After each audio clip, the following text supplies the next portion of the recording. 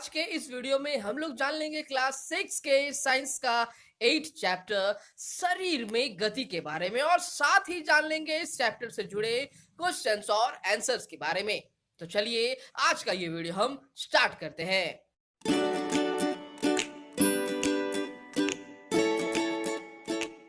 तो फ्रेंड्स, जैसा आप सभी देख पा रहे हो इस चैप्टर्स का हेडिंग है शरीर में गति। तो फ्रेंड्स चलिए सबसे पहले हम यह बात जान लेते हैं कि आखिर इस चैप्टर्स में हमें कौन सी बातें बताई गई हैं। तो फ्रेंड्स इस चैप्टर्स में आपको बताई गई है कि हमारा जो शरीर है वो किस प्रकार से गति करता है। आप सभी जानते हो हम चलते हैं, खेलते हैं, दौड़ते हैं, जितने भी सारे हम काम करते हैं उन सभी में मूवमेंट या गति होती है। वो गति किस प्रकार से होती है उन्हीं बातों को आपको समझाया गया है।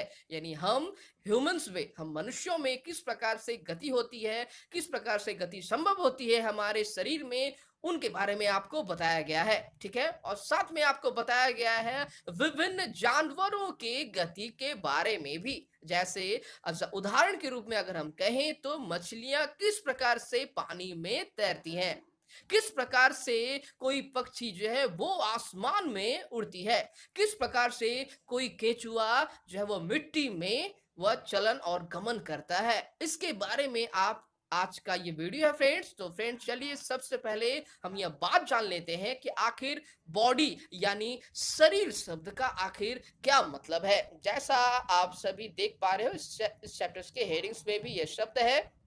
तो फ्रेंड्स आप सभी जानते हैं शरीर एक ऐसा स्ट्रक्चर, एक ऐसा ढांचा जिसमें कुछ पार्ट्स, कुछ अंग होते हैं बाहरी और कुछ भाग जो होते हैं वो आंतरिक। आप ऐसा देख पाओगे जो हमारे बाहरी जो पार्ट्स हैं जिसमें आंख, नाक, कान, गाल, त्वचा, ये सभी हमारे शारीरिक संरचनाओं में बाहरी रूप से हम इन्हें देख पाते हैं। और हमारे शरीर का जो आंतरिक संरचना है जिन्हें हम अपने आंखों से देख नहीं पा रहे हैं। और शरीर आपका एक ऐसा शारीरिक संरचना है जो विभिन्न गतिविधियों को पूरा करता है, उसे हम लोग शरीर कह रहे हैं। यह बात भी आपको जान लेनी है। और हमारा जो शरीर है वो बहुकोशिकीय है, यानी हमारा जो ये शरीर है, ह्यूमन का शरीर है, बहुत सारे कोशिकाओं द्वारा ये गठित होता है। और एक कोशिकीय भी शरीर होती है, इसे भी आपको जानना है। एक कोशिकाओं द्वारा भी शरीर का निर्माण होता है। इसके बारे में भी आप आगे के चैप्टर्स में पढ़ोगे, ठीक है ना।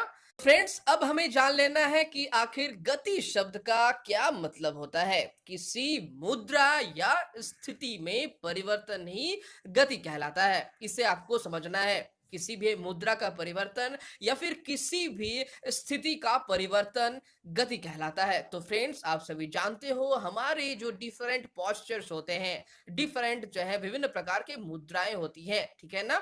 और हम विभिन्न प्रकार से, जैसे हम चलते हैं, हम वॉक कर रहे हैं, या फिर हम जो ब्लिंक्स कर रहे हैं, आंखों के पलकों को भी झपका रहे हैं, यह भी गति है, ठीक है ना। और हम हमारा हाथ हिलाना, चलना, टहलना, बातें बोलना, ये सभी गति कहलाता है। तो फ्रेंड्स हमारा जो आज का ये चैप्टर है, हम किस प्रकार से हमारा बॉडी सीधा खड़ा है, किस प्रकार से हम अपने शरीर को मूव कर पा रहे हैं, किस प्रकार से हमारा शरीर गति हो पा रहा है, उसके ही बारे में आज का ये चैप्टर है। तो फ्रेंड्स चलिए अब हम लोग कुछ बातें संक्षेप में जान लेंगे कि जीवधारी के शरीर में गति कैसे होते हैं। तो फ्रेंड्स जैसा आप सभी जानते हो जो मनुष्य जो है ना वो कैसे गति करते हैं, वो पैरों की सहायता से गति करते हैं। ध्यान से समझना है, ठीक है ना। गाय जो है वह भी पैरों की सहायता से गति करते हैं। सांप जो है वो रेंग कर अपने शरीर का गति करते हैं, ठीक है। पक्षी कैसे गति करते हैं, वो अपने डैनों और पंखों की सहायता से वो गति करते हैं। कीट पतंगे भी गति करते हैं, तो उनमें जो हेयर के रूप में बहुत ही सूक्ष्म रूप, एक स्ट्रक्चर होता है, एक बनावट होती है, एक संरचनाएं होती है, ठीक है ना। उनकी सहायता से वो गति करते हैं, जिससे हम लोग सीटी कहते हैं। मछली अपने फिन की सहायता से गति करते हैं। तो फ्रेंड्स ये तो गति के बारे में हुआ कि मनुष्य जो है वो तो गति कर रहे हैं, गाय भी कर रहे हैं, मछलियां भी कर रही हैं गति, इन सभी में गति हो रही है। और सभी का जो गति है ना वो एक जैसा नहीं है, सभी का अलग अलग गति है। मनुष्य तो खड़े होकर अपने पैरों की सहायता से चल रहे हैं, मछलियां पानी में तैर रही हैं, या फिर आप बोल सकते हो पक्षियां जो है अपने विंग्स और डैनों और पंखों की सहायता वो आसमान में उड़ रहे हैं। तो इस प्रकार आप देख पा रहे हो सब में गति हो रही है लेकिन अलग अलग है। ठीक है, अब आपको समझना है कि आखिर मनुष्य के शरीर की संरचनाएं जो होती है वो किस प्रकार से होती है और अन्य जानवरों की किस प्रकार से होती है। तो फ्रेंड्स, जैसा आप सभी जानते हो, जो हमारा जो ह्यूमन बॉडी है, हमारा जो मनुष्य का जो शरीर है, इस ये शरीर में हड्डियां होती हैं, अस्थियां होती हैं, ठीक है ना। साथ में जॉइंट्स होती हैं, यानी संधियां होती हैं। हड्डी, अस्थि, संधि, जॉइंट्स और मांसपेशियां होती हैं। इन तीनों का समन्वय ही हमारे शरीर को गति करने में सहायता करता है। जैसा मैंने कहा कि मनुष्य जो है पैरों की सहायता से गति कर रहे हैं, ठीक है ना। हमारा जो पूरा बॉडी है, इसमें एक हमारा पूरा बॉडी एक कंकाल का ही एक बनावट है, एक ढांचा है, कंकाल का, अस्थियों का एक ढांचा है। इसे आपको समझना है। ये अस्थियां हमारे शरीर को क्या करती हैं, हमारे शरीर को आकार देती हैं, हमारे शरीर को सीधा खड़ा रखने में सहायता करती हैं। यह उसी प्रकार काम करती है जैसा अपने लास्ट के चैप्टर्स में पौधों के बारे में जाना कि पौधों में तना किस प्रकार से काम करती है। आप सभी ने जाना, तना अगर नरम और कोमल है होती है तो पौधे क्या खड़े हो पाते हैं? नहीं, वह जमीन पर रेंगने लगते हैं। ठीक है, उसी प्रकार से जब हमारी जो हड्डियां होती हैं वो हमें सीधा रूप से खड़ा रखती हैं, बिल्कुल तना के रूप में। तना अगर सीधे होंगे, मजबूत होंगी, कठोर होंगी तो वृक्ष जो है बिल्कुल आप देखो तो सीधी रूप में खड़ी रहती है। ठीक है, उसी प्रकार से हमारा हड्डी जो है, हमारा जो बोन्स है, अस्थियां हैं, उपास्थि हैं, वो हमें सीधा खड़ा रखने के लिए सहायता करती हैं और हमारे शरीर का एक बहुत ही सुंदर ढांचा प्रस्तुत करती है। ठीक है, यह हो गया ह्यूमन के शरीर के बारे में। बहुत ऐसे जानवर होते हैं जिनके पास जो है वो हड्डियां नहीं होती हैं, तो फिर वो कैसे मूव करते हैं, कैसे उनमें गति हो पाता है? तो उनमें मूव होता है मांसपेशियों के सहारे। इसे भी आपको समझना है, ठीक है ना।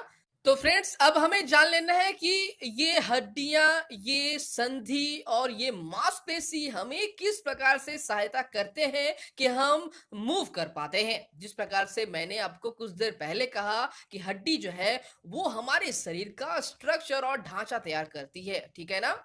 अब है कि ये जो संधियां हैं ये कैसे हेल्प करती हैं, ये किस प्रकार से सहायता करती हैं। तो फ्रेंड्स, संधियां उस पॉइंट और बिंदु को कहते हैं जहां पर दो हड्डियां आके मिलती हैं। उस पॉइंट और उस बिंदु को हम लोग कहते हैं संधि। ठीक है, अब है मांसपेशी किस प्रकार से वर्क करती है। तो मांसपेशियों में संकुचन और प्रसारण होता है और इसी संकुचन और प्रसारण के कारण ही हड्डियों का मूवमेंट और गति होता है। फ्रेंड्स, अब हम लोग गति की प्रक्रिया को संक्षेप में समझने की कोशिश करेंगे, ठीक है ना। जैसे हम मनुष्य जब आगे बढ़ने की कोशिश करते हैं या फिर चलने की कोशिश करते हैं तो पैर जो होते हैं वो सामने की ओर बढ़ता है, एक पैर, और दूसरा पैर पीछे की ओर जाता है। यही होता है चलने की प्रक्रिया, ठीक है ना। इसे आपको समझना है। तो आप जानते हो हड्डियां जो हैं वो सीधी होती हैं। अगर हड्डियों में जॉइंट्स और संधियां अगर ना होती तो क्या हड्डियां मुड़ पाती? क्या हमारा जो पैर है वो बिना मुड़े सामने जा पाता है? नहीं जा पाता है। इसे ध्यान से आपको समझना है। हमारा सामने का जो पैर है वो जब सामने की ओर जाता है, आप देख पा रहे हो पैर जब सामने की ओर गया तो मुड़ जाता है, और पीछे वाले जो पैर जो जमीन को धकेल रहे हैं वह भी मुड़ा हुआ है। ये मुड़ने का कारण किस प्रकार से संभव हो पा रहा है? वो हो पा रहा है संधियों के कारण। ये आपको समझना है। तो हड्डी, ठीक है, हड्डी का जो मोड़ आया, जो हड्डी मुड़ रही है वो किस प्रकार से हो रही है? संधियों के कारण। अब है कि कैसे ये मांसपेशियां अब सहायता कर रही हैं। मांसपेशियां जो है उनमें संकुचन और प्रसारण हो पा रहा है, जिसके कारण से एनर्जी संचित हो जा रही है उस मांसपेशियों में। इसे आपको समझना है। हड्डी पीछे की ओर आती है तो क्या होता है, संकुचन होता है, और सामने की ओर जाती है तो मांसपेशियों में प्रसारण होता है। इस प्रकार से पूरा शरीर हमारा वर्क कर रहा है, कार्य कर रहा है, हमारे शरीर में गतियां हो रही हैं। इसे आपको समझना है। और इसी प्रकार से बहुत सारे ऐसे जीवधारी हैं जिनमें गाय भी हैं, भैंस भी हैं, जिनके शरीर में हड्डियों का स्ट्रक्चर होता है, मांसपेशियों का होता है, और जिनमें संधियां भी होती हैं। उन सभी में गतियां ठीक इसी प्रकार से हो पाती है। जैसे आपको यहाँ पर पिक्चर्स में दिखाया गया है कि संधियों की क्या महत्वपूर्ण है हमारे शरीर में। जैसा आप सभी देख पा रहे हैं, इस बॉय को, एक लड़के हैं ना, वो संधि, दो हाथों, आप देख पा रहे हैं हाथों के जॉइंट्स के बीच, ये रहा जॉइंट्स, जॉइंट्स के दोनों तरफ ये क्या किए हैं, लकड़ियों का एक सीधा स्ट्रक्चर बांध दिए हैं। अब इसे फोल्ड करने की कोशिश की जा रही है इस लड़के द्वारा। तो बताइए, क्या ये हाथ जो है फोल्ड और मुड़ पाएंगे क्या? तो आपका आंसर होगा नहीं। अब यहीं पर आपको बताया जा रहा है कि अगर हड्डियां अगर सीधे रही तो हमारा शरीर जो है मुड़ नहीं पाएगा। यह आपको बताया जा रहा है कि संधि का कितना महत्वपूर्ण है हमारे बॉडी में। तो फ्रेंड्स, चलिए अब हम लोग जान लेंगे संधि शब्द का आखिर क्या मतलब होता है। मैंने आपको कुछ देर पहले भी बताया। तो फ्रेंड्स, जैसा मैंने आपको कहा कि संधियां शरीर का वह स्थान है जहां पर दो हड्डी परस्पर आकर एक साथ मिलती है। वह पॉइंट, वह बिंदु संधि कहलाती है। और वह संधि वह बिंदु है जहां पर वह पोजीशन, वह पॉइंट गति योग्य होती है। इसे भी आपको समझना है। शरीर का वह स्थान जहां पर परस्पर दो आकर हड्डियां मिलती हैं और वह स्थान गति योग्य होती है, उस बिंदु को हम लोग कहते हैं संधि। तो फ्रेंड्स, साथ में आपको यह बात भी जान लेनी है कि हमारे शरीर में बहुत सारी संधियां उपस्थित हैं, और सभी संधियों का अपना एक निश्चित कार्य होता है। कुछ संधियां ऐसी होती हैं जो हड्डियों को एक निश्चित दिशा में गति प्रदान करती है। कुछ संधियां ऐसी होती हैं जिनमें हड्डी जो है पूरी तरह से घूम सकती है। कुछ संधियां ऐसी होती हैं जो मूव तो करती ही नहीं, बिल्कुल अचल संधि होती है जो परमानेंट और फिक्स होती है। इसे आपको समझना है।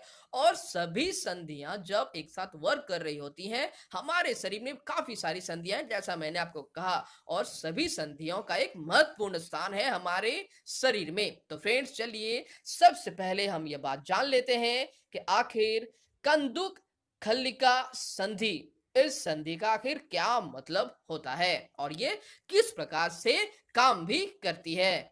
एक ऐसी संधि या एक ऐसा जोड़ जिसमें एक लंबी हड्डी का गोलनुमा सिरा एक दूसरी हड्डी के कटोरी रूपी गुहिका के अंदर पूरी तरह से फिट होती है, ठीक है ना, उसे ही हम लोग कह रहे हैं कंदुक खल्लिका संधि। इसे आपको समझना है। और कंदुक खल्लिका संधि में जो हड्डियों का जो गति होता है वह सभी दिशाओं में हो पाता है, जैसा आप सभी इस पिक्चर्स में भी देख पा रहे हैं, ठीक है ना।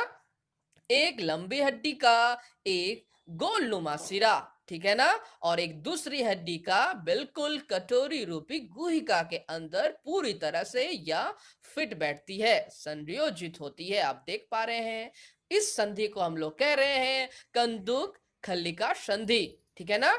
और कंदुक खल्लिका संधि जो है यह हमारे जो जांग की अस्थि है ना, और श्रेणी की अस्थि, जांग की अस्थि और श्रेणी की अस्थि का जो संधि होता है, जो जॉइंट्स होता है, वह संधि कंदुक खल्लिका संधि कहलाती है। और कंदुक खल्लिका संधि की एक विशेषता होती है कि यह हमारे शरीर का बहुत सारा लोड और भार भी यह वहन कर सकती है। इसे भी आपको समझना है, ठीक है ना। और कंदुक खल्लिका संधि में जो हड्डियां हैं पूरी तरह से हर दिशा में यह गति कर सकती है। इसे भी आपको समझना है फ्रेंड्स। तो फ्रेंड्स, चलिए अब हम लोग जान लेते हैं धुराग्र संधि के बारे में। क्या होते हैं धुराग्र संधि, ठीक है ना।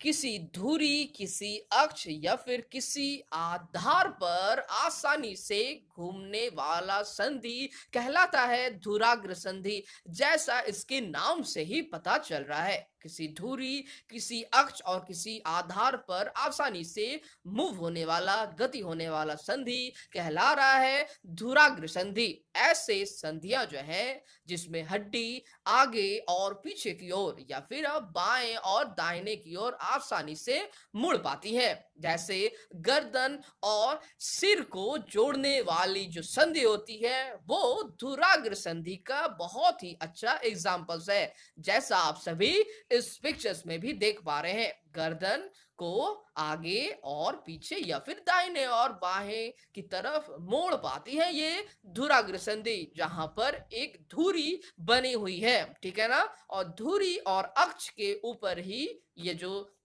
और एक जो बोन है और एक जो अस्थियां हैं वह जुड़ी होती हैं, ठीक है ना, जैसा आप सभी पिक्चर्स में भी देख पा रहे हैं। फ्रेंड्स चलिए अब हम लोग कुछ बातें जान लेते हैं हिंज संधि के बारे में। तो फ्रेंड्स हिंज संधि किसे कहते हैं, चलिए समझते हैं। तो फ्रेंड्स हिंज संधि वह संधि है जिसमें हड्डियां आगे और पीछे की ओर मूव करती है। याद रखना है आगे और पीछे सिर्फ ये एक ही दिशा में संभव हो पाती है, ठीक है, कोई दो दिशा में नहीं हो पाएगी, ठीक है ना।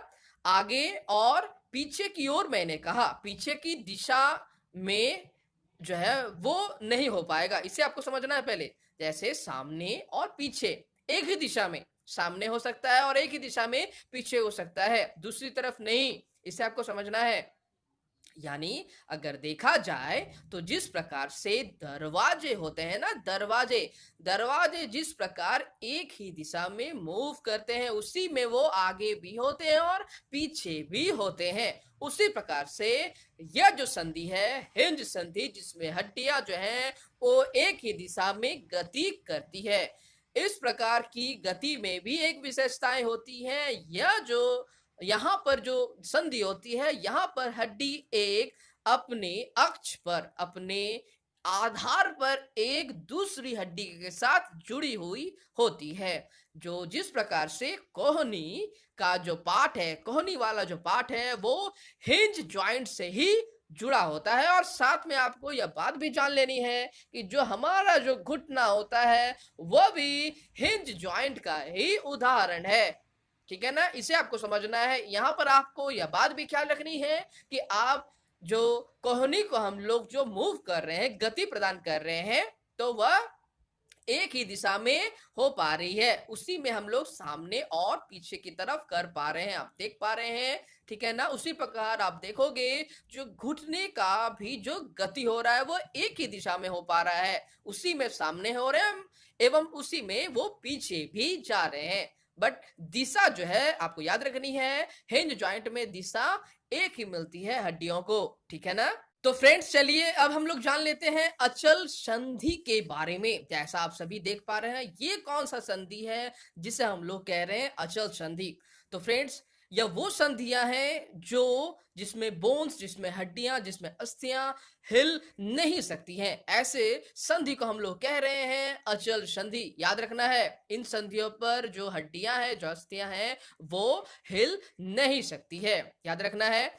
और ये जो अचल संधि है यहाँ पर आप देख पाओगे कि हमारे जो ऊपरी जबड़े हैं ना, हमारे मुंह के ऊपरी जबड़े अचल संधि से जुड़े होते हैं, ठीक है ना। और नीचे के जो जबड़े हैं वो उनमें मूव होता है, वो गति करते हैं। यानी हमारे इस पूरे मुंह के अगर देखा जाए तो सिर्फ नीचे वाले जबड़े में ही गति होती है, इस बात को भी आपको याद रखनी है फ्रेंड्स, ठीक है ना। अचल संधि वह संधि है जिसमें मूवमेंट नहीं हो पाता है और यह ऊपरी वाला जो जबड़ा है वो अचल संधि से जुड़ा हुआ है, यह मूव नहीं होगा।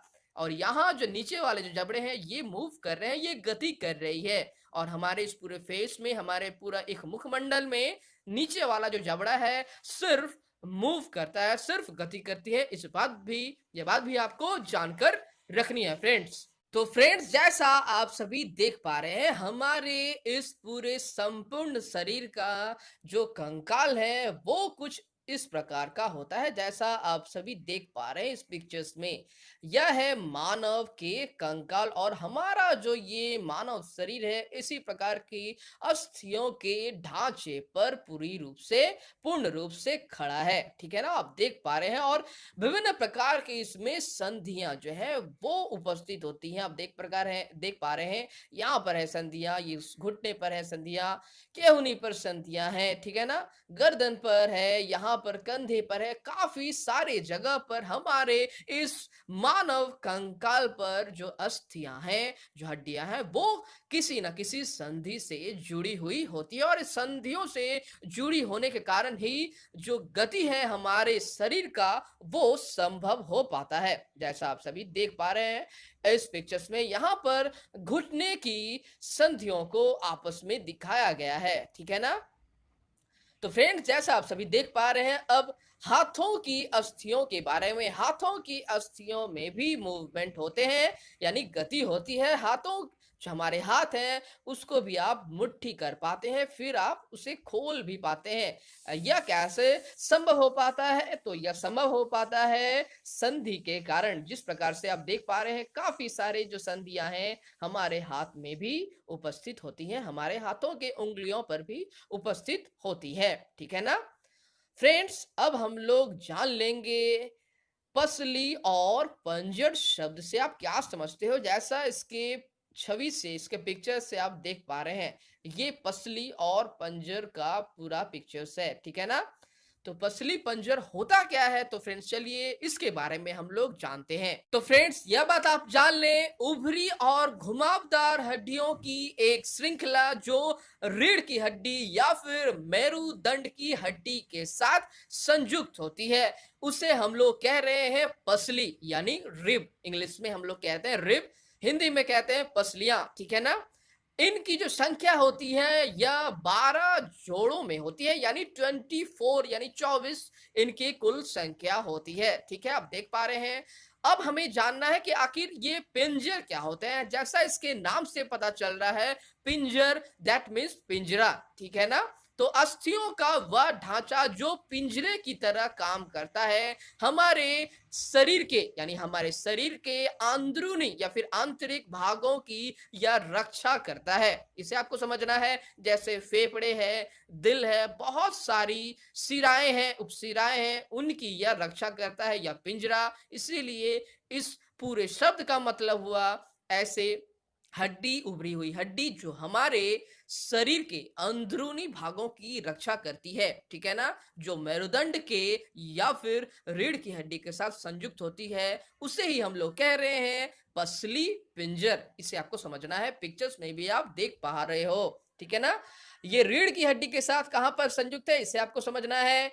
ये है रीढ़ की हड्डी, जो पीछे वाला पोर्शन है ये वाला है रीढ़ की हड्डी। ठीक है ना? इसके साथ ये घुमावदार है और उभरी हुई भी है। आप देख पा रहे हैं हड्डी का स्ट्रक्चर्स 12 इस तरफ है और 12 जो है वो इस तरफ है, यानी टोटल है, कुल है 24। इसे भी आपको याद रखनी है फ्रेंड्स। तो फ्रेंड्स चलिए अब हमें समझना है मेरुदंड या फिर रीढ़ की हड्डी के बारे में, ये आखिर क्या है। ठीक है ना? तो फ्रेंड्स, जैसा आप सभी जानते हैं, मेरुदंड या फिर रीढ़ की हड्डियों का एक ऐसी संरचना जो मानव खोपड़ी, यानी जो हमारे ह्यूमन के ब्रेन, ठीक है ना, ह्यूमन के खोपड़ी के साथ, ठीक है ना, और श्रोणि की हड्डियों यानी फिर श्रोणि की अस्थियों के साथ जुड़ी हुई होती है। इसे आपको समझना है। ये एक सीरीज होता है, ये एक हड्डियों का एक श्रृंखला होता है, जिसके कारण से इसी मेरुदंड और इसी रीढ़ की हड्डी के कारण से ही हमारा संपूर्ण शरीर सीधा खड़ा हो पाता है। इसे भी आपको समझना है। अगर यह मेरुदंड या फिर रीढ़ की हड्डी अगर टेढ़ी होती है तो मनुष्य जो है वो कुबड़े हो जाते हैं, वो सामने की ओर झुक जाते हैं, और इसी मेरुदंड और रीढ़ की हड्डी की सहायता से हम सीधे खड़े बैठ पाते हैं। इसे भी आपको समझना है। जैसा मैंने कहा, यह एक हड्डियों की श्रृंखला है जो मनुष्य के खोपड़ी, यानी यहां से आप देख पा रहे हैं, यह वो पॉइंट है जहां से यह जो जुड़ी होती है, यह वो पॉइंट है, ठीक है ना? वहां से यह हड्डियां जुड़ी हुई हो रहती हैं और कहाँ तक होती हैं, यह इसका निचला सिरा है, आप देख पा रहे हैं पिक्चर्स में। और यह जो नीचे का सिरा है, यह इस श्रोणि की अस्थियां यानी इस जगह से ये जुड़ी हुई होती हैं, ठीक है ना? आप पिक्चर्स में भी देख पा रहे हैं, यह श्रोणि की अस्थि है और ये वाला खोपड़ी है, ठीक है, आप देख पा रहे हैं। और इन दोनों के साथ यह जुड़ी हुई होती है, यह हड्डियों का सीरीज है जिसे हम लोग कह रहे हैं मेरुदंड। इसे भी आपको याद रखनी है, ठीक है? और यह बात भी आप लोग जान ले, जब हम लोग सोते हैं ना फ्रेंड्स, तो हमारा ये जो बैकबोन है, जो हमारा मेरुदंड है ना, इसे हम लोग सेकंड ब्रेन के नाम से भी जानते हैं। यह हमारा द्वितीय दिमाग है, सेकंड ब्रेन है। जैसा हम सभी सो जाते हैं, सोने के बाद हमारा जो दिमाग है वह जब रिलैक्स होता है, ठीक है ना, तो उसके बाद जब भी हमें मच्छर वगैरह काटते हैं या फिर चींटियां काटती है, तो हमारे जो हाथ हैं वो स्वतः ही ऑटोमेटिक ही उस जगह पर चले जाते हैं या फिर उस जगह पर जाकर इचिंग करते हैं, नोचते हैं, खरोचते हैं। रात को जब हमें पता नहीं होती है, उस समय जो दिमाग काम कर रहा होता है वह रीढ़ की हड्डी ही होती है। यह बात भी आपको जान लेनी है फ्रेंड्स, ठीक है ना?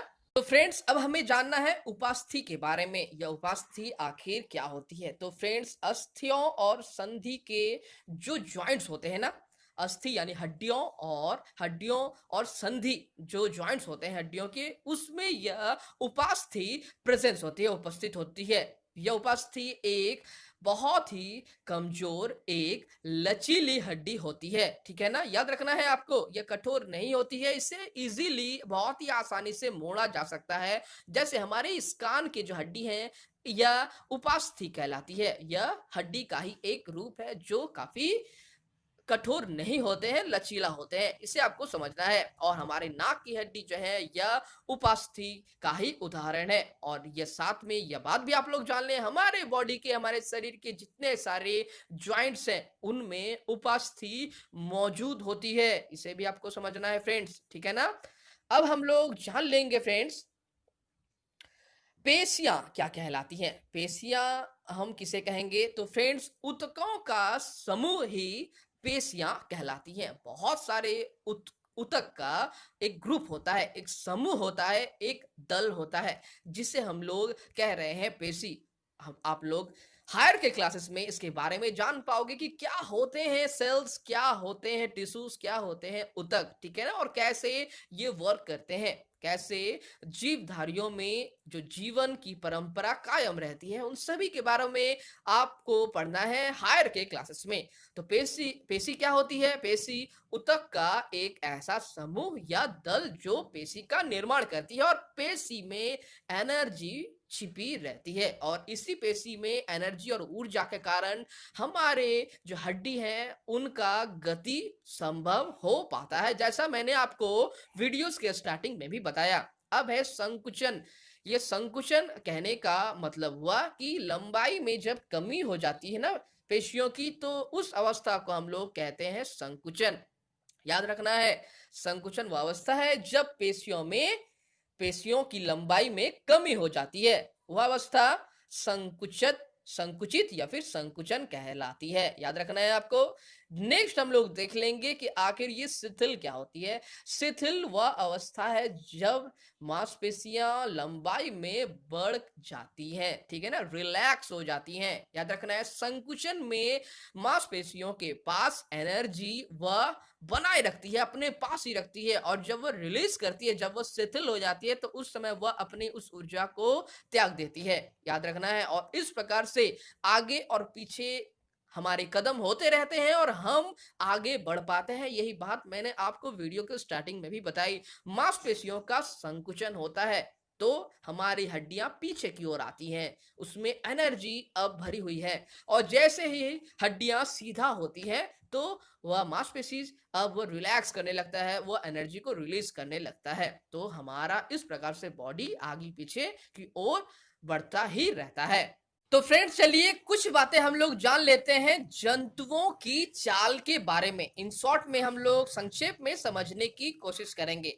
उनमें से पहला जो जंतु है वो है केंचुआ। आप देख पा रहे हैं केंचुआ जो किस प्रकार चलते हैं वो हमें समझना है, ठीक है ना? तो केचुओं का जो शरीर होता है वो मांसपेशियों से बना होता है, मांसल होता है इनका शरीर, ठीक है? इनमें कोई भी हड्डियां पाई नहीं जाती है। तो ये किस प्रकार से चलते हैं उन्हें हमें समझना है। तो ये जो केचुआ होता है ना फ्रेंड्स, इनमें इनका जो पार्ट होता है, बॉडी पार्ट्स, उनके सामने का जो पार्ट होता है वह इन्हें सबसे पहले फैलाती है, ठीक है ना? और फैलाने के बाद जो पीछे वाला पार्ट होता है उन्हें ये संकुचित में रखती है और फिर ठीक इसके विपरीत ये काम होता है। फिर सामने वाले पार्ट को यह संकुचित करती है और पीछे वाले पार्ट को यह भाग को यह बड़ा कर देती है, प्रसारण करती है। इनके मांसपेशियों द्वारा इनका चलन संभव हो पाता है। याद रखना है, कोई भी हड्डी इसमें उपस्थित नहीं होती है, लेकिन इनके शरीर में एक पतली पतली संरचनाएं उपस्थित होती हैं जिन्हें हम लोग सीटी कहते हैं। ये क्या करती हैं? ये इनके चलते वक्त जो है मिट्टी में धंसकर इन्हें सपोर्ट करती हैं। याद रखना है, और धीरे धीरे इसी प्रकार से केचुए जो है वो आगे बढ़ पाती हैं। नेक्स्ट हम लोग बात करेंगे फ्रेंड्स घोंघा के बारे में। घोंघा आखिर किस प्रकार से चलते हैं इसे भी हमें समझ लेनी है। इन शॉर्ट में घोंघा का जो शरीर होता है यह भी मांसल होता है, पहले समझना है।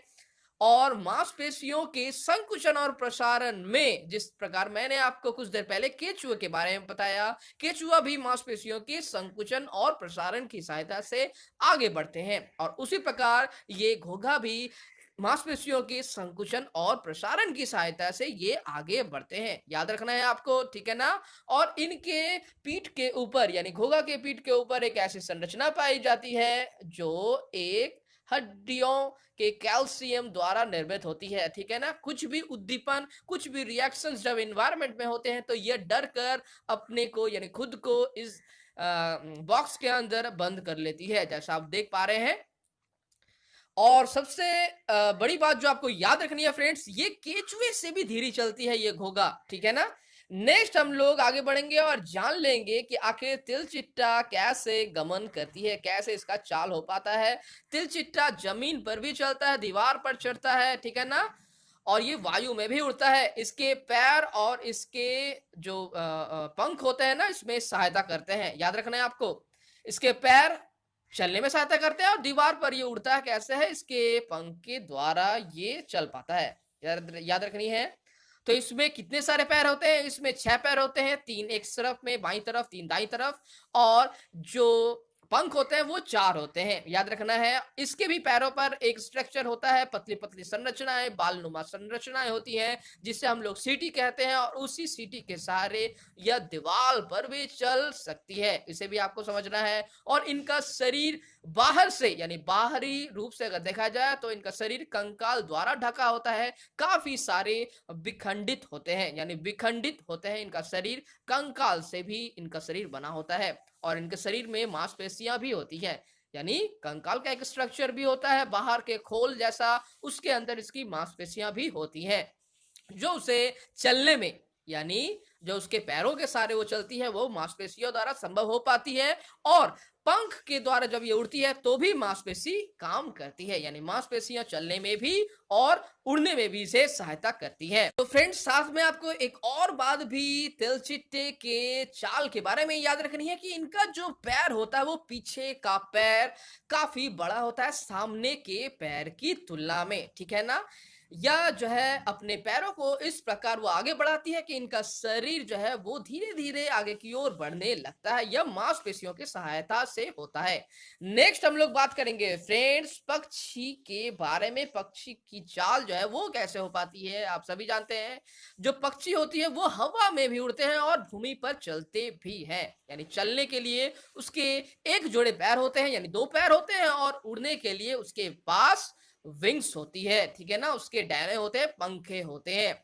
और इसका जो शरीर होता है किसी पक्षी का शरीर, वह भी अस्थियों यानी हड्डियों द्वारा निर्मित होता है। उसमें मांसपेशियां भी पाई जाती हैं, उनके हड्डियों में जॉइंट्स भी होते हैं, संधियां भी होती हैं। लेकिन एक स्पेशल बात, एक विशिष्ट बात जो पक्षियों के शरीर के बारे में और पक्षियों के कंकाल के बारे में है, वो ये है कि इनका जो कंकाल है, इनके जो कंकाल में जो उपस्थित हड्डियां हैं, वह हड्डियां काफी ही खोखली होती हैं, हल्की होती हैं। जैसा आपने कुछ देर पहले पढ़ा कि हड्डियां जो है हमारे मनुष्य के शरीर में जो हड्डियां हैं वो भारी है, भरी हुई है, ठीक है ना। उसी के विपरीत जो पक्षियों का जो कंकाल है वह हल्का होता है, खोखला होता है, जिसके कारण से यह जो हड्डी है वो इजीली इसके जो वेट होता है, इनका शरीर का जो भार होता है काफी कम होता है, ठीक है ना, और आसानी से यह हवा में उड़ पाती है। दूसरी बात इसके बारे में, पक्षियों के चाल के बारे में, इनका शरीर की जो बनावट होती है बहुत ही विशिष्ट होती है, जिनके कारण से यह हवा में जब उड़ती है तो हवा का एक घर्षण जो है इनके शरीर पर काफी कम होता है। यह बात भी आपको समझनी है, और घर्षण के बारे में हम आगे के चैप्टर्स में भी पढ़ेंगे फ्रेंड्स, ठीक है ना। नेक्स्ट हम लोग बात करेंगे कि इनके शरीर की संरचना, जैसा मैंने कहा, एक ऐसी संरचना जो इसे घर्षण से इसके शरीर पर काफी कम दबाव पड़ता है और ये आसानी से उड़ पाती है। प्रतिरोध इनके शरीर में कम पड़ता है हवा का। अगर संक्षेप में, अगर सीधा सरल भाषा में अगर हम समझें, ठीक है ना। और किसी भी वस्तु में जब प्रतिरोध कम पड़ती है तो वह कम प्रेशर में, कम ऊर्जा में, कम बल में अधिक से अधिक दूरी को वो पार कर लेता है। इसे आपको समझना है। आप देख पा रहे हैं इनके शरीर की संरचना को अच्छे से, ठीक है ना। और इसके शरीर में जो मांसपेशियां हैं वो इसे चलने और उड़ने में भी सहायता करती है, क्योंकि आप जानते हैं मांसपेशियों का संकुचन और प्रसारण ही चला सकता है किसी भी पक्षी को या फिर उड़ा सकता है, ठीक है ना। नेक्स्ट हम लोग बात करेंगे फ्रेंड्स मछली के बारे में। मछली किस प्रकार से चलती है, तो आप सभी जानते हैं मछली जो है वो पानी पर तैरती है। पानी के बाहर क्या यह तैर पाती है, तो इसका आंसर होगा नहीं, ठीक है ना। तो ये कैसे हो पाता है ये तैरना, तो फ्रेंड सबसे पहले जैसा मैंने कहा हवा में जो पक्षी, जो जानवर जो चलते हैं, जो उड़ते हैं, वो कैसे हो पाता है, जो हवा में चलते हैं वो है पक्षी। उनका शरीर भी एक विशिष्ट संरचनाएं होती हैं, जैसा मैंने कहा, ठीक है ना। तो उनमें प्रतिरोध कम होता है। ठीक उसी प्रकार से जो जल में जो चलती है ना, जो जानवर, जो प्राणी, उनके भी शरीर जो होते हैं एक विशिष्ट बनावट होती है उनके शरीर का। उन्हें हम लोग कह रहे हैं धारा रेखीय बनावट। याद रखना है, धारा रेखीय बनावट वह बनावट है जिसमें दोनों तरफ जो सिराएं हैं बॉडी की वो पतली होती हैं और बीच वाला जो भाग है काफी मोटा होता है। जैसा आप सभी पिक्चर्स में देख पा रहे हैं, मछली की जो शरीर की बनावट है वो काफी स्पेशल है। दोनों तरफ से ये मोटा है, बीच में आप देख पा रहे हैं, और दोनों तरफ से ये काफी पतली है, ठीक है ना। और इस प्रकार से जो प्राणी जिसके शरीर की बनावट होती है उसे हम लोग धारा रेखीय बनावट कहते हैं शरीर का। याद रखना है फ्रेंड्स आपको। और मछली ये जो चलती है पानी में, जो तैरती है ना, वो कैसे हो पाता है, उनके विंग्स के सहारे, ठीक है ना। उसके छोटे छोटे पंख होते हैं, उसके सहारे उसके पास 7 पंख होते हैं। याद रखना है, मछलियों के 7 पंख होते हैं, ठीक है ना। उसके सहारे यह आसानी से पानी में तैरती रहती है। और तैरने की दिशा जो है वह कैसे तय हो पाती है, किस तरफ उसे दाएं मुड़ना है, कैसे वो उसे बाएं मुड़ना है, या इसमें उसे सबसे उसके जो बड़े पंख जो हैं वो दिशा का निर्धारण करते हैं, वो दाहिने और बाएं को मुड़कर, जैसा आप सभी पिक्चर्स में देख पा रहे हैं, ठीक है ना। मछलियों में गति उसके पीछे के पंख से ही होती है। याद रखना है आपको, वही उसे दिशा निर्धारण में सहायता करती है। हमें उसे मछली को किस प्रकार मुड़ना है, दाहिने मुड़ना है या फिर बाएं मुड़ना है। अगर उसे दाहिने मुड़ना है तो उसका जो पूंछ है वो बाएं की ओर जाएगा। याद रखना, बिल्कुल विपरीत, तभी एक एनर्जी मिलती है। इनके भी शरीर में कंकाल होती है, हड्डियां होती है और साथ में मांसपेशियां भी होती है। और इनके शरीर में एक विशिष्ट जो है हवा को भरने वाली एक विशिष्ट थैली होती है, और हवा की थैली में ही वो हवा भरकर वो काफी समय तक मछली जो है वो जल के नीचे तैर पाती है। इसे भी आपको समझना है। जल के ऊपर यानी जल से बाहर जो है यानी स्थल में मछली कदापि सांस नहीं ले सकती है, क्योंकि इसके शरीर की जो गलफड़ की बनावट है वह पानी से ऑक्सीजन को निकालने की ही के लिए ही वह बनी हुई है। स्पेशल वह एक विशिष्ट संरचना है जिसके बारे में आप हायर के क्लासेस में पढ़ोगे, ठीक है ना। नेक्स्ट अगर हम लोग बात करें सर्प के गमन के बारे में, सर्प जो है वो कैसे चलते हैं, तो सर्प का शरीर भी, उसके शरीर जो है वो भी रेंग कर चलते हैं, ठीक है ना। इसे आपको समझना है। और सांप जो है वो कभी भी सीधे नहीं चल सकते। इस सांप में भी मेरुदंड होता है और मांसपेशियां भी होती हैं। तो इनकी पेशियां बहुत ही पतली होती हैं, असंख्य होती हैं। इसे आपको समझना है, परस्पर वो जुड़ी हुई होती हैं। लेकिन याद रखना है, सांप कभी भी जो है वह सीधा नहीं चल सकता। इसे चलने के लिए वलय होना पड़ता है, ठीक है ना? ये वलय के सहारे ही आगे बढ़ती रहती है। वलय की संख्या जितनी ही ज्यादा होगी, सांप उतना ही फास्ट और तेजी गति करेगा। ये वलय क्या होता है, चलिए समझते हैं इन शॉर्ट में। ये आप देख रहे हैं शरीर की ऐसी संरचना, आप देख पा रहे हैं शरीर शरीर को सांप ने इस तरह मोड़ के रखा हुआ है। ये जो पार्ट है ना, इसे ही हम लोग वलय कह रहे हैं। ऐसे वलय नंबर्स जो सांप के पास जितने ही ज्यादा होंगे, सांप जो है उतना ही जल्दी मूव करेगा। अगर ये वलय कम है तो सांप जो है वो जल्दी मूव नहीं कर पाएगा। इसे भी आपको समझना है। यानी वलय की संख्या अगर ज्यादा है तो सांप जल्द मूव कर रहा है। अगर वलय की संख्या कम है तो सांप जो है वो धीरे धीरे मूव कर रहा है। इसे आपको समझना है। वलय के कारण ही सांप का शरीर आगे की ओर बढ़ता है, ठीक है ना? वलय में एक प्रेशर क्रिएट होता है मांसपेशियों का, और ये धकेलते हुए अपने शरीर को आगे बढ़ाता है, ठीक है ना? तो फ्रेंड्स, चलिए अब हम लोग इस वीडियो में आगे बढ़ते हैं और जान लेते हैं इस चैप्टर से जुड़े क्वेश्चंस और आंसर्स के बारे में। तो फ्रेंड्स, चलिए देख ले रहे हैं आखिर प्रश्न नंबर 1 में हमसे क्या पूछे गए हैं। जैसा आप सभी देख पा रहे हो, रिक्त स्थानों की पूर्ति कीजिए। आपको कुछ कथन दिए गए हैं फ्रेंड्स, और वह कथन जो है वो रिक्त है। आपको उस स्थानों की पूर्ति करना है, ठीक है ना? तो फ्रेंड्स, चलिए देख ले रहे हैं सवाल आखिर हमसे क्या पूछे गए हैं। अस्थियों की संधियां शरीर को डैश में सहायता करती है। ध्यान से समझना है। जो अस्थि होते हैं, ठीक है ना, जो हड्डियां होती हैं, उनमें जो संधियां होती हैं वो शरीर को किस में सहायता करती है? तो वो शरीर को गति में सहायता करती है। जो बात आपने वीडियोस में भी जानी, ठीक है ना? तो फ्रेंड्स, आपको लिखना है गति। जब जब हड्डियों में जब संधियां होंगी, तब जॉइंट्स होंगे, जब बोन्स में, तो क्या होगा? बॉडी का मूवमेंट होगा। जो शरीर है वो गति करेगी, ठीक है ना? तो फ्रेंड्स, चलिए देख ले रहे हैं नंबर ख में हमसे क्या पूछे गए हैं। अस्थियां एवं उपास्थि संयुक्त रूप से शरीर का डैश बनाते हैं। अस्थियां, हड्डियां, उपास्थि ऐसे हड्डी जो काफी कोमल होते हैं, लचीले होते हैं, वो शरीर का क्या बनाते हैं? वो शरीर का कंकाल बनाते हैं, ठीक है ना? स्केलेटन बनाते हैं। याद रखना है आपको। अस्थियां और उपास्थि संयुक्त रूप से शरीर का कंकाल बनाते हैं। याद रखना है आपको, ठीक है ना फ्रेंड्स? यानी कंकाल में अस्थियां भी होती हैं और उपास्थि भी होती है। उन दोनों का संयुक्त रूप शरीर का कंकाल बनाता है। नेक्स्ट हम लोग देख लेंगे नंबर ग में हमसे क्या पूछे गए हैं। कोहनी की अस्थियां, याद रखना है, कोहनी की अस्थियां डैश संधि द्वारा जुड़ी होती है। तो फ्रेंड्स, आप सभी ने वीडियोस में भी जाना, जो कोहनी की अस्थियां हैं, इसके अलावा जो हमारे घुटने की अस्थियां हैं, वो हिंज जॉइंट्स द्वारा जुड़ी होती है। हिंज संधि, ठीक है ना?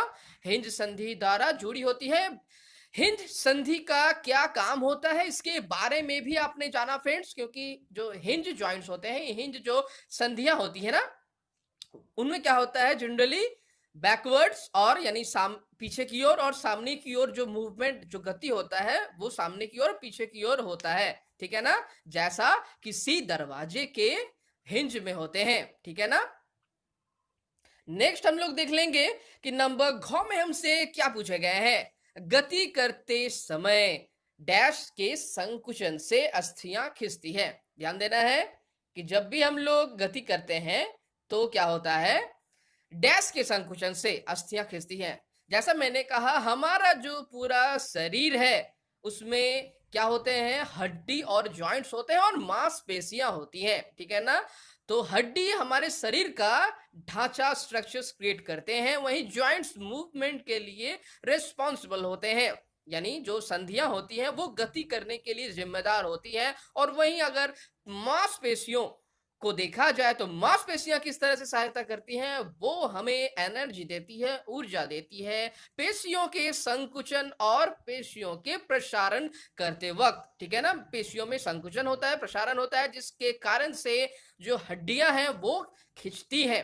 वो खिंचाई पड़ती है या फिर ढीला हो जाती है, शिथिल पड़ जाती हैं, जिसके कारण से होता है क्या है, हमारे बॉडी का, हमारे शरीर का मूवमेंट और गति जो है, वो पॉसिबल हो पाता है, वो संभव हो पाता है। तो फ्रेंड्स, आपको लिखना है गति करते समय पेशियों के, मांसपेशियों के संकुचन से अस्थियां खिंचती हैं। बहुत ही अच्छे से आपको ये समझ लेनी है फ्रेंड्स, ठीक है ना? नेक्स्ट हम लोग आगे बढ़ेंगे और देख लेंगे प्रश्न नंबर 2 में हमसे क्या पूछे गए हैं। निम्न कथनों के आगे सत्य टी अथवा असत्य एफ को इंगित कीजिए, ठीक है ना? यानी टी यानी ट्रू और एफ एफ का मतलब हुआ फॉल्स, ठीक है ना? अगर ट्रू है दैट मीन्स सत्य है, अगर फॉल्स है तो असत्य है, ठीक है ना?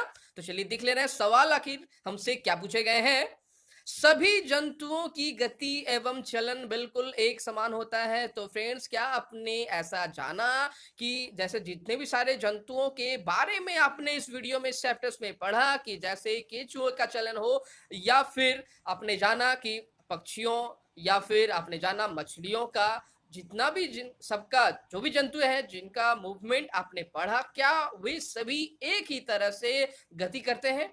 तो इसका आंसर होगा, इसका उत्तर होगा नहीं।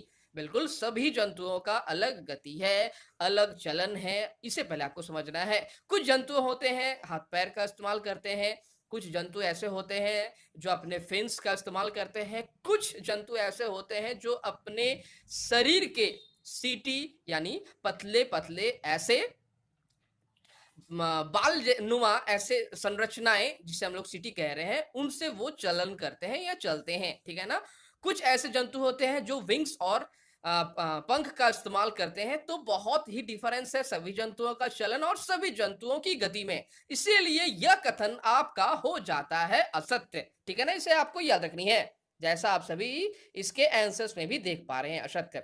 अब है नेक्स्ट सवाल, चलिए देख ले रहे हैं। आखिर नेक्स्ट सवाल में हमसे क्या पूछा गया है। उपास्थि अस्थि की अपेक्षा कठोर होती है। ध्यान से समझना है, जो उपास्थि होती है क्या वो अस्थि की अपेक्षा कठोर होती है? जो उपास्थि आपने जाना कि जो नोज में होते हैं, जो ईयर्स में होते हैं, जो नाक में होते हैं, जो कान में होते हैं, जो हड्डियों के जॉइंट्स में भी उपस्थित होते हैं, वो होते हैं उपास्थि। ऐसे हड्डी जो काफी लचीले होते हैं, मुलायम होते हैं, ठीक है ना? वे उपास्थि होते हैं, वो अस्थियों की अपेक्षा क्या कठोर होते हैं? तो इसका उत्तर होगा, इसका जवाब होगा नहीं। तो इसका मतलब यह कथन आपका असत्य है। याद रखना है आपको फ्रेंड्स, ठीक है ना? कि उपास्थि अस्थियों की अपेक्षा कठोर नहीं होती है, बल्कि लचीली होती है। इसलिए ये भी आपका हो गया असत्य। पहला वाला असत्य हो गया, दूसरा वाला भी असत्य हो गया। आगे बढ़ेंगे, तीसरे में देख लेंगे हमसे क्या पूछा गया है। अंगुलियों की अस्थियों में संधि नहीं होती है। जो अंगुली है हमारे पास, आप देख पा रहे हो, राइट हैंड में 5 उंगली है और लेफ्ट हैंड में 5 उंगली है, 5 फिंगर्स है, ठीक है ना? तो इन उंगली में आप देखो, क्या हम इन्हें फोल्ड कर पा रहे हैं, मुट्ठी कर पा रहे हो क्या? तो अगर यस यानी उसमें मूवमेंट हो रहे हैं। मूवमेंट किस लिए हो पा रहे हैं, किस तरह से हो पा रहे हैं? बिकॉज आप जानते हो कि हड्डियों में जॉइंट्स होने के कारण ही क्या होता है, मूवमेंट हो पाता है, ठीक है ना? अब एक बार मुट्ठी को हम लोग अगर बंद करें, ओपन करें, तो ये मूवमेंट हो पा रहा है। दैट मीन्स अंगुलियों के में जो हड्डियां हैं, जो अस्थियां हैं, उसमें जॉइंट्स प्रेजेंस है, इसलिए ये पॉसिबल हो पा रहा है। इसलिए इसका मतलब यह स्टेटमेंट या कथन भी आपका हो गया असत्य। अंगुलियों की अस्थियों में संधि नहीं होती है, होती है, ठीक है ना? इसका मतलब ये भी आपका कथन हो गया असत्य। याद रखना है आपको। नेक्स्ट हम लोग आगे बढ़ेंगे और देख लेंगे नंबर ख में हमसे क्या पूछे गए हैं। अग्रभुजा में 2 अस्थियां होती हैं, बिल्कुल सही बात है। हमारे हाथों के अग्रभुजा में 2 ही अस्थियां प्रेजेंस होती हैं। इसका मतलब ये हुआ कि हमारे जो हाथ जो मूवमेंट कर रही है ना, वहां पर आप देखोगे 2 अस्थियां प्रेजेंस होती हैं। याद रखना है आपको, यह भी आपका कथन बिल्कुल सत्य है, ठीक है ना? नेक्स्ट हम लोग आगे बढ़ेंगे और देख लेंगे नंबर नेक्स्ट में हमसे क्या पूछे गए हैं। तिलचिट्टों में बाह्य कंकाल पाया जाता है। जैसा कि मैंने आपको वीडियोस में भी बताया कि तिलचिट्टों में बाह्य कंकाल पाया जाता है, ठीक है ना? और तिलचिट्टे के जो बाह्य कंकाल जो होते हैं और उनका जो बॉडी होता है, उनका जो शरीर होता है, काफी सारे खंडों में विभक्त होता है। यह बात भी आपको जानकर रखनी है, इसीलिए यह स्टेटमेंट या कथन आपका बिल्कुल सत्य है। याद रखनी है आपको। यानी ये लास्ट जो दो जो आप कथन देख पा रहे हो, ये दोनों ही करेक्ट हैं, ठीक है ना फ्रेंड्स? नेक्स्ट हम लोग आगे बढ़ेंगे और देख लेंगे प्रश्न नंबर 3 में हमसे क्या पूछे गए हैं। जैसा आप सभी देख पा रहे हो, कॉलम 1 में दिए गए शब्दों का संबंध कॉलम 2 के एक अथवा अधिक कथन से जोड़िए। याद रखना है आपको, प्रश्न दिए गए हैं कि आपको 2 कॉलम दिए गए हैं, ठीक है ना? 2 कॉलम में कुछ अलग-अलग शब्द दिए गए हैं। तो नंबर 1 कॉलम के साथ नंबर 2 कॉलम का एक संपर्क है, एक संबंध है, उससे आपको मिलान करनी है, ठीक है ना? ये है आपका सवाल। तो चलिए देख ले रहे हैं आखिर कि कॉलम 1 में हमसे क्या पूछे गए हैं, कॉलम 1 में कौन से वर्ड्स दिए गए हैं, ठीक है ना? कॉलम 1 में है ऊपरी जबड़ा, नेक्स्ट है मछली, नेक्स्ट है पसलियां, नेक्स्ट है घोंघा, तिलचिट्टा। और कॉलम 2 में है दिए गए शरीर पर पंख होते हैं, ठीक है ना?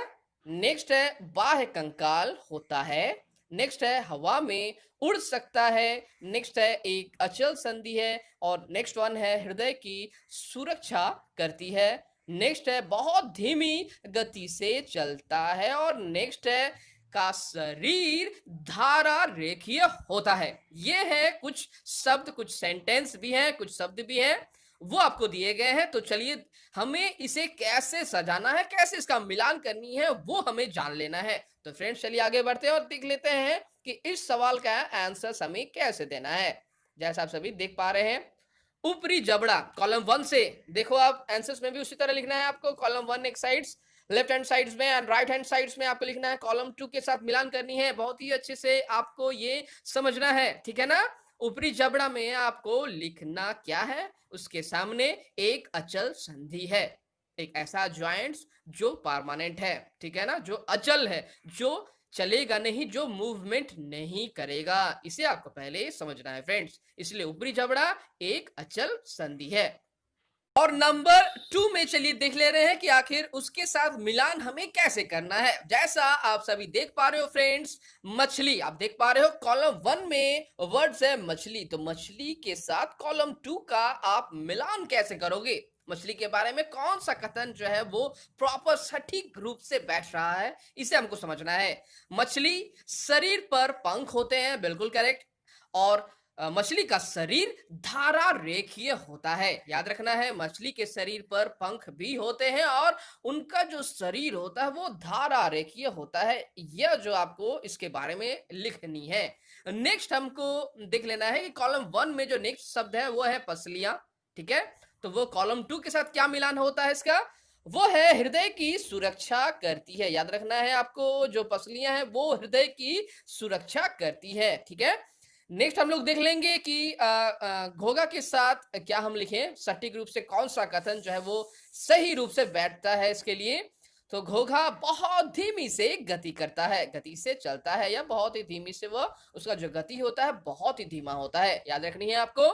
और तिलचिट्टा, तिलचट्टा कॉलम 2 के साथ मिलान होगा, इसका बाह्य कंकाल होता है और ये हवा में उड़ सकता है। याद रखनी है आपको, तिलचिट्टा हवा में उड़ सकता है, घोघा जो होता है वो काफी स्लो मूवमेंट करता है, पसलियां हृदय की सुरक्षा करती है, मछलियों में पंख होते हैं, इनका शरीर धारा रेखीय होता है, ठीक है ना? और ऊपरी जबड़ा एक अचल संधि है। तो फ्रेंड्स चलिए देख ले रहे हैं आखिर नेक्स्ट सवाल में हमसे क्या पूछे गए हैं। प्रश्न नंबर 4, निम्न प्रश्नों के उत्तर दीजिए। कुछ प्रश्न आपसे पूछे जा रहे हैं फ्रेंड्स, और उस प्रश्न के आपको उत्तर देना है। तो चलिए देख ले रहे हैं कि आखिर हमसे कौन सा सवाल पूछे गए हैं।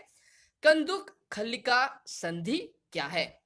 ध्यान से समझना है, कंदुक खल्लिका जो संधि है वो क्या है, इसके बारे में आपसे पूछा गया है, और इसके बारे में मैंने आपको वीडियोस में भी बताया कि कंदुक खल्लिका संधि आखिर क्या होते हैं और ये कैसे वर्क करते हैं, ठीक है? और नंबर ख में हमसे पूछा गया है कपाल की कौन सी अस्थि गति करती है।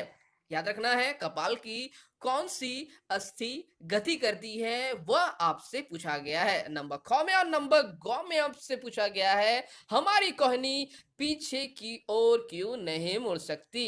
ये है 3 सवाल प्रश्न नंबर 4 में। तो चलिए फ्रेंड्स देख ले रहे हैं इन सवालों के उत्तर हमें कैसे लिखने हैं, ठीक है ना?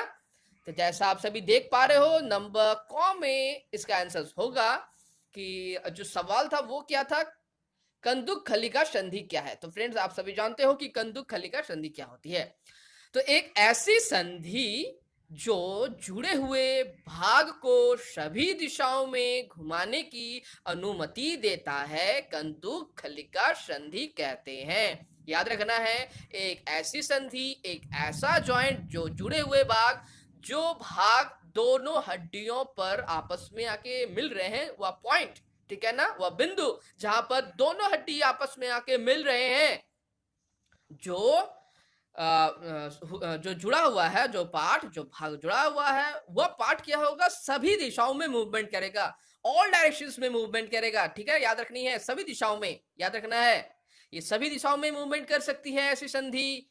तो कौन सी संधि है, कंदुक खलिका संधि में मूवमेंट सभी दिशाओं में होता है, ठीक है ना, बहुत स्पेशल संधि है हमारे बॉडी का। तो एक ऐसी संधि जो जुड़े हुए भाग को सभी दिशाओं में घुमाने की अनुमति देता है, परमिशन देता है, कंदुक खलिका संधि कहते हैं। उदाहरण के लिए कंधे और हाथ का जोड़, कंधे का जोड़, हाथ का जोड़, सभी दिशाओं में मूवमेंट आप कर पाओगे। आप देख पाओगे कि जो कंधे होते हैं वो चारों तरफ आप घुमा पाओगे, और हाथों का जो जोड़ है उसमें भी आप सभी तरह घुमा पाओगे, ठीक है ना। तो फ्रेंड्स चलिए देख ले रहे हैं नेक्स्ट सवाल क्या था। कपाल की कौन सी अस्थि गति करती है, ठीक है ना, कपाल की कौन सी जो संधि है वो अस्थि है जो गति करती है। तो फ्रेंड्स, कपाल में केवल निचली जबड़ा गति में रहता है। कपाल का निचला जबड़ा, ऊपरी जबड़ा नहीं, ऊपरी जबड़ा तो अचल है, जो फिक्स्ड है, जो परमानेंट है, याद रखनी है।